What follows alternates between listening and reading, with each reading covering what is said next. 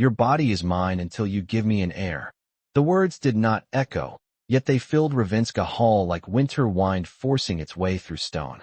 Snow drifted against the towering windows, piling nearly a foot high along the terrace, while Hannah Whitmore stood alone beneath the chandelier's trembling light, her gloves still damp from the storm. She had walked half a mile through sleet to reach this place, clutching a folded notice that claimed she owed $40,000 on a debt her late father had never signed. 72 hours, the banker had said with polite indifference. 72 hours before her home would be seized. Now she faced Duke Julian Ravinska, a man whose name carried more weight than the iron gates guarding his estate. He stood near the fireplace, tall and composed, dark hair shadowed by the flicker of flame, watching her not with cruelty, but with calculation. He had explained it without raising his voice. His family's title stood on fragile ground. A distant cousin, Lady Agatha Pembroke, had begun whispering that Ravinska lacked a direct heir. If Julian failed to secure his line, she would petition the court to challenge his inheritance. A scandal would follow. Investments would vanish. Generations of legacy would fracture. And somehow, woven into that quiet storm, was Hannah's name. Because the debt that threatened her had originated from a disputed will tied to Ravinska lands. Because removing her claim would strengthen Agatha's case. Because she was convenient. He had offered her protection. He had offered to erase the debt entirely. In return, he demanded a contract, one that bound her to Ravinska Hall until an heir was conceived, a union not born of affection but of necessity. The fire cracked softly between them. Hannah's pulse beat so loudly she wondered if he could hear it from 6 feet away. She had expected arrogance. Instead, she found restraint. You would never be dishonored here, he said evenly. You would have your own wing. Your name would be protected. Protected. The word felt heavier than chains. Outside, the wind pressed against the glass, as if urging her to run. But there was nowhere left to run. Her savings were gone. Her father's workshop had been sold. The small white house at the edge of town, her last anchor, stood minutes from foreclosure. Julian watched her with an unreadable expression, as though bracing for tears. Or outrage. He received neither. Slowly, Hannah removed her gloves, revealing fingers reddened by cold yet steady. If I agree, she said, her voice soft but unwavering. This will not be ownership. It will be terms. Written terms. Something shifted in his gaze. Surprise, perhaps. Or respect. The candles flickered again, shadows climbing the walls like silent witnesses. He had expected compliance. He had not expected negotiation. In that suspended moment, as snow continued to bury the world beyond the gates, Julian Ravinska realized that the woman he intended to secure as a solution might instead become the one variable he could not control. The contract was drafted before midnight. Thick ivory paper. Black ink still glistening beneath the chandelier's fading light. Hannah stood at the long mahogany table in the Duke's private study, her damp cloak replaced by a simple wool shawl borrowed from a silent housemaid. Outside, the storm had quieted, but snow continued to fall in slow, deliberate sheets, covering Ravinska grounds in a pale, merciless calm. Julian Ravinska did not sit while the solicitor read the clauses aloud. He remained standing near the window, hands clasped behind his back, listening not to the legal language but to the sound of her breathing across the room. She had requested 3 conditions. Her name would remain untouched by scandal. She would be free to leave if ever publicly humiliated. And any child born of this agreement would be shielded from political manipulation. Clear, direct, unyielding. The solicitor finished reading and carefully set down his pen. Do you both agree? He asked. Hannah did not look at Julian when she answered. Yes. Her voice did not tremble. Julian stepped forward then, finally taking his seat, signing his name with steady precision. Ravinska. The ink carved his legacy into the page. When the pen was offered to her, Hannah paused for half a second. Not in fear. In recognition. The moment she signed, her life would divide into before and after. She wrote her name in measured strokes. Whitmore. A name without land. Without protection. Until now. The solicitor gathered the document and withdrew, leaving silence behind him. The fire burned low. Julian poured a glass of water and placed it near her without comment. You will move into the East Wing tomorrow, he said evenly. It has not been occupied in 5 years. Hannah glanced toward the dark corridor, beyond the study doors. Your wife's wing, she said softly. He did not correct her. Yes.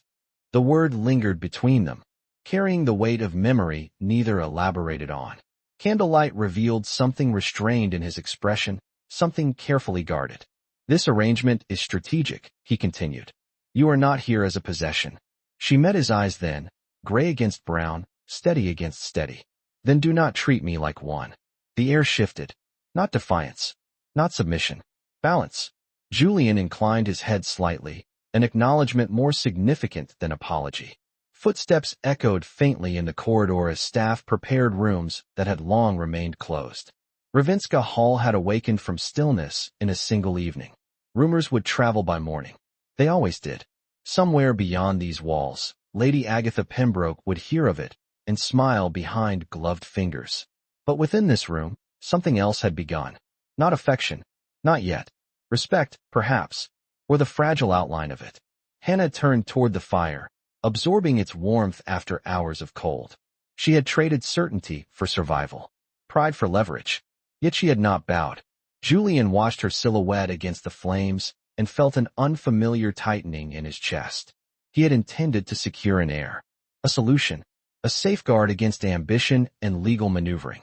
He had not anticipated that the woman standing across from him would alter the atmosphere of his own home within the span of one night. Snow continued to gather outside, sealing the estate from the world. Inside, a different storm had begun, quieter but far more unpredictable. Morning arrived at Ravinska Hall without sunlight. The sky hung low and pale beyond the tall eastern windows, and frost traced delicate patterns across the glass like silent signatures of the storm that had passed.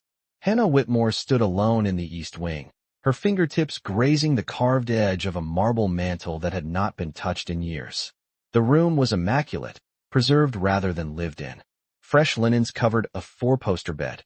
A fire had been lit before dawn, yet the air still carried the faint stillness of memory. This had once belonged to a woman whose portrait now hung veiled in the main hall. Hannah did not need to ask. She felt it in the quiet. Downstairs, Ravinska Hall had already awakened into motion. Servants moved with measured precision, though their eyes lingered. Half a second too long whenever she passed. The news had traveled, just as Julian had predicted.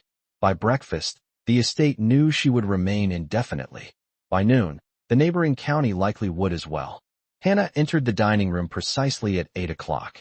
Julian was already seated at the head of the long walnut table, sunlight diffused behind him, his posture composed, expression unreadable.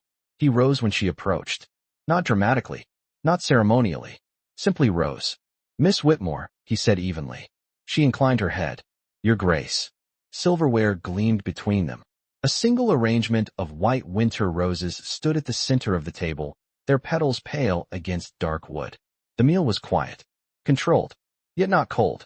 He asked if her room was satisfactory. She answered that it was.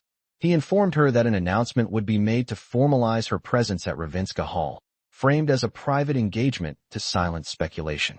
She absorbed this without visible reaction. Lady Agatha will object, she said calmly. Julian did not deny it. She will attempt to provoke you, he replied. She thrives on appearances. Hannah folded her napkin with deliberate care. Then I will not provide her one. Something in his gaze sharpened, not in warning, but in acknowledgement. After breakfast, Julian led her through the West Gallery, where generations of Ravinska portraits lined the walls in heavy gilded frames. Men in dark coats, women draped in silk, each bearing the quiet certainty of inheritance. Hannah slowed before the largest portrait at the center. Julian's late wife, painted in luminous detail, her eyes bright with a warmth that contrasted the somber tones of the room. She was admired, Hannah said gently. Julian's reflection flickered in the glass. She was kind. The simplicity of his answer revealed more than any confession would have. Silence stretched between them, but it was no longer strained. Outside, workers cleared snow from the stone path, shovels cutting measured arcs through 6 inches of white. Ravinska Hall stood firm, insulated from the world, yet no longer untouched by change. Hannah turned from the portrait and continued walking, her steps steady against polished marble. Behind her, Julian remained still for a brief moment, watching the place where she had stood. He had invited her into this house as a safeguard against uncertainty. Yet as the morning light filtered through tall windows and illuminated the east wing once more, he sensed that certainty had already begun to shift. Not because of scandal, not because of inheritance, but because the presence of one unwavering woman had altered the rhythm of his home in ways he could neither predict nor fully control. Toi with grave nbnoi dung chuen thun a with circumflex m ton that evening, the snow began again. Not in violent gusts, but in quiet, deliberate flakes that drifted past the tall windows like falling ash. Ravinska Hall settled into lamplight and low murmurs as staff retired to their quarters.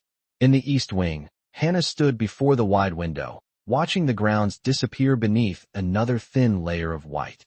It felt as though the world outside was being erased inch by inch, leaving only the estate and the choice she had made within its walls. A soft knock interrupted her thoughts. She turned. Julian stood at the threshold, not entering until she inclined her head. "I hope I am not intruding," he said. "You are not." He stepped inside, closing the door quietly behind him. The fire in her chamber burned steadily, casting amber light against dark wood panels that had once witnessed another life. He remained near the hearth, maintaining distance that was neither cold nor overly cautious. "Lady Agatha will not retreat," he said evenly. "Today was only an assessment." Hannah folded her hands before her. "Then she will need more than whispers next time." Julian studied her in the flicker of flame. "You are not afraid of her." It was not a question. She considered before answering. "I am afraid of losing what little I have left." "That is different." Silence settled between them, softer now than before. He had expected resistance, perhaps resentment. What he had not expected was clarity. "You understand," he continued, "that what we agreed to requires proximity." His voice did not harden, but it lowered slightly, as if acknowledging the weight of what remained unspoken. Hannah met his gaze without flinching. "I understand the contract." The fire shifted, embers collapsing inward. Julian stepped closer, though still leaving several feet between them. "This will not be forced," he said quietly. "Not in any sense. I will not have you feel cornered within my own home." The words were deliberate, measured, not romantic, not tender, but sincere. Hannah exhaled slowly. "Then we begin as partners," she replied. "Not as adversaries." Something unreadable passed through his expression, something that softened the rigid lines he carried so naturally. "Partners," he repeated. The word seemed unfamiliar on his tongue. Outside, the wind brushed gently against the window panes, a faint whisper against glass. Inside, the air felt warmer than before. Julian moved to the small writing desk near the far wall and placed a folded document upon it. "The official announcement will be released tomorrow morning," he said. "It will describe you as my intended fiancé." Hannah approached the desk, her fingers hovering over the paper without opening it. "That will quiet the speculation," she said. "For a time." Julian's gaze followed her movements. "It will also place you directly beside me in every public matter moving forward." She lifted her eyes to his. "Then do not step away." The simplicity of her answer seemed to strike him more deeply than any challenge had earlier that afternoon. For a moment, neither spoke. The distance between them felt smaller now, not physically, but in understanding. Julian had constructed his life around control, around careful decisions made inches at a time. Yet here stood a woman who had entered his home under contract and refused to be diminished by it. He had sought stability. Instead, he felt the first tremor of something far less predictable. The snow continued to fall beyond Ravinska Hall, sealing the estate in quiet isolation. Within the east wing, beneath steady firelight, an agreement that had begun as strategy slowly began to take on a shape neither of them had anticipated. The announcement was printed in the morning papers before the sun had fully risen above the snow-covered hills. By 9 o'clock, every estate within 50 miles knew that Duke Julian Ravinska intended to marry Miss Hannah Whitmore. The words were formal, strategic, clean. Yet as Hannah stood in the library reading the statement beside him, she understood that ink carried consequences heavier than snowfall. "You may still withdraw," Julian said quietly, watching her reflection in the tall window rather than her face. "The public statement can be revised." Hannah folded the paper carefully and set it upon the polished desk. "If I retreat now, I become exactly what they expect," she replied. "Temporary." The word lingered between them. Julian studied her profile, the calm set of her shoulders, the deliberate steadiness in her tone. He had offered her protection. She had chosen presence. Outside, the estate had come alive with activity. Workers cleared the final inches of snow from the drive. Deliveries arrived for the coming weeks. The machinery of legacy turned forward without pause. Inside the library, sunlight filtered faintly through tall windows, illuminating rows of leather-bound volumes that had belonged to generations before him. "There is something you should understand," Julian said at last. He moved toward the far shelf and removed a narrow wooden box, placing it upon the desk. Inside lay old documents, their edges softened by time. "My late wife," he continued evenly, "was expected to secure the succession within the first year of our marriage. There was pressure from the board, from extended family, from investors. It was not gentle. He did not elaborate, and he did not need to." Hannah's gaze softened, not with pity, but with comprehension. "You fear repetition," she said quietly. "I fear failure," he corrected. The honesty surprised them both. Silence filled the space between towering shelves. Julian had rarely spoken of the past in this room. Yet something about her presence made concealment feel unnecessary. Hannah stepped closer to the desk, glancing at the documents without touching them. "Then do not measure success by a timetable," she said. "We agreed to partnership. That includes patience." Her words were simple, but they carried weight. Julian exhaled slowly, tension easing from his posture by degrees he barely recognized. At that moment, a knock sounded at the library door. The steward entered, bowing slightly. "Your Grace, Lady Agatha has requested a private audience this afternoon." Of course she had. Julian's expression returned to composed neutrality. "Inform her that we will receive her at 4 o'clock, he said. The steward withdrew. Hannah met Julian's gaze once more. "She will attempt to undermine the announcement," she observed. "She will attempt to unsettle you," he replied. "That will be more difficult than she believes."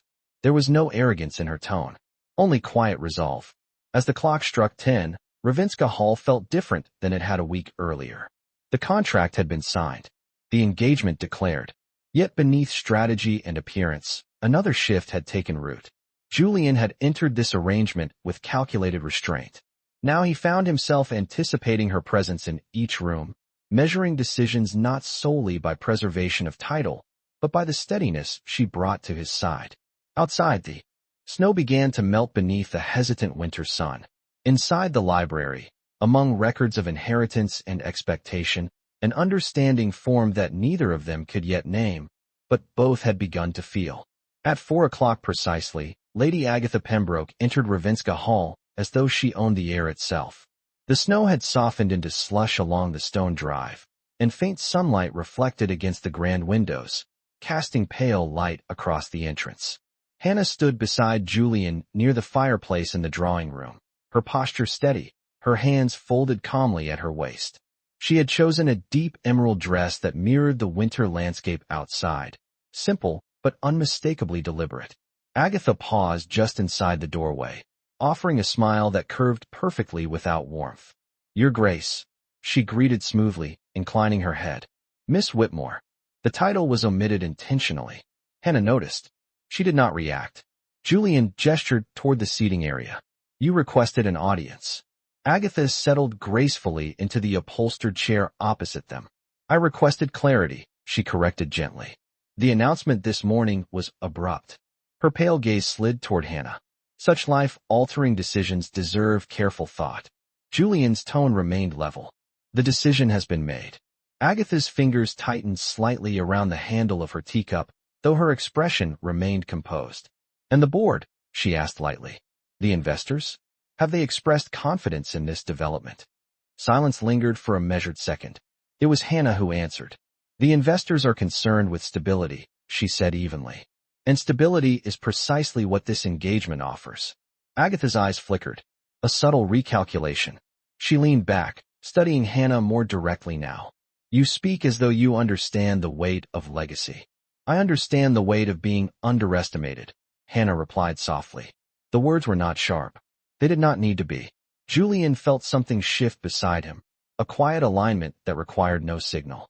Agatha placed her cup down carefully. "Ravenska requires more than confidence," she continued. "It requires continuity, precision, Tradition. Hannah stepped forward half a pace, her voice unwavering. Tradition survives when it adapts, not when it clings to control. For the first time, Agatha's smile faltered. The room held stillness like held breath.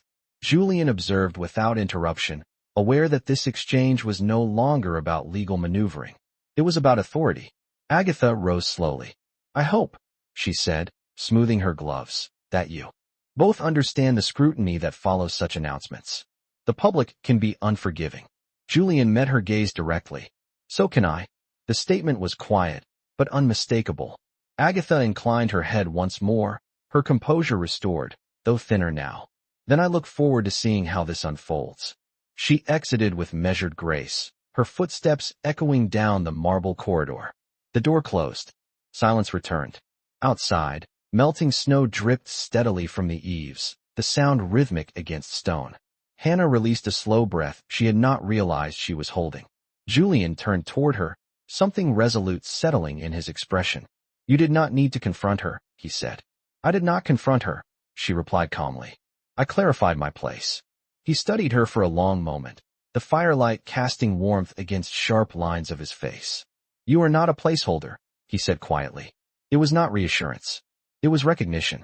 For the first time since the contract had been signed, Hannah felt the atmosphere within Ravinska Hall shift from strategy towards something steadier. Not affection, not yet, but solidarity.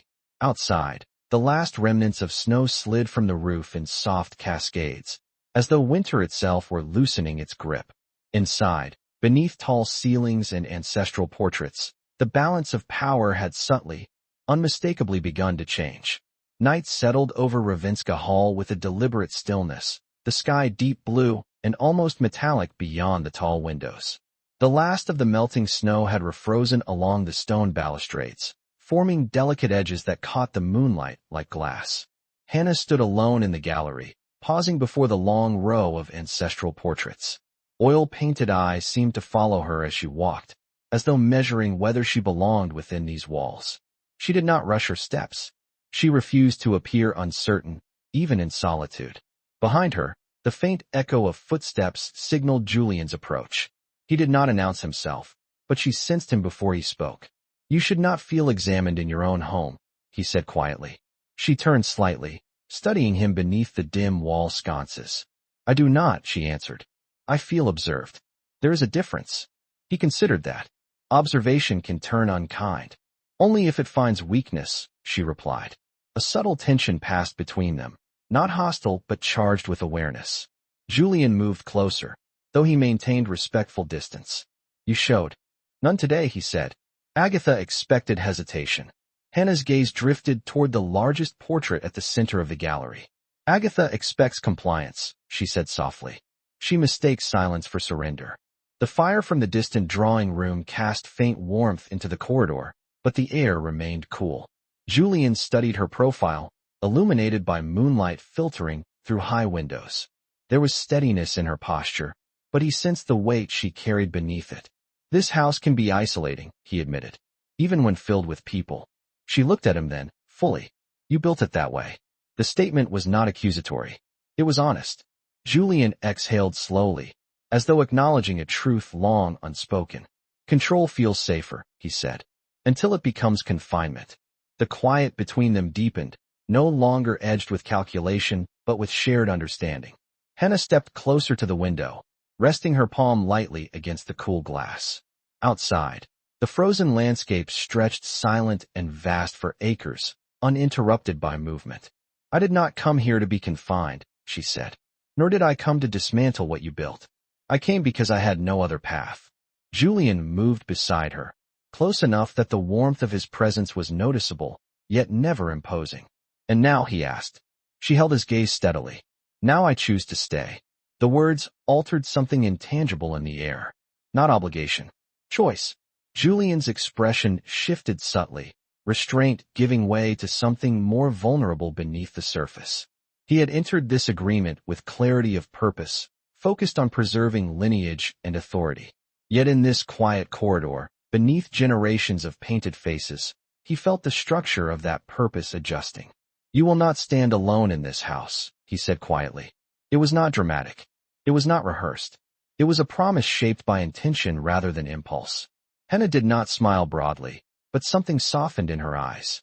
Then do not withdraw when it becomes inconvenient, she replied. Outside, the wind brushed lightly against the stone walls, gentler than the storms that had brought her here. Inside, the distance between them had narrowed again, not in urgency, but in understanding. Ravenska Hall no longer felt like a fortress resisting intrusion. It felt like a place on the edge of transformation, waiting to see whether control or trust would define what came next. Tioi with graven, bnoi dung. Chuen thun a with circumflex m ton tun bnoi dung chuen thun a with circumflex m ton tun bnoi dung chuen thun a with circumflex m ton tun bnoi dung chuen thun a with circumflex m ton tun bnoi dung chuen thun a with circumflex m ton.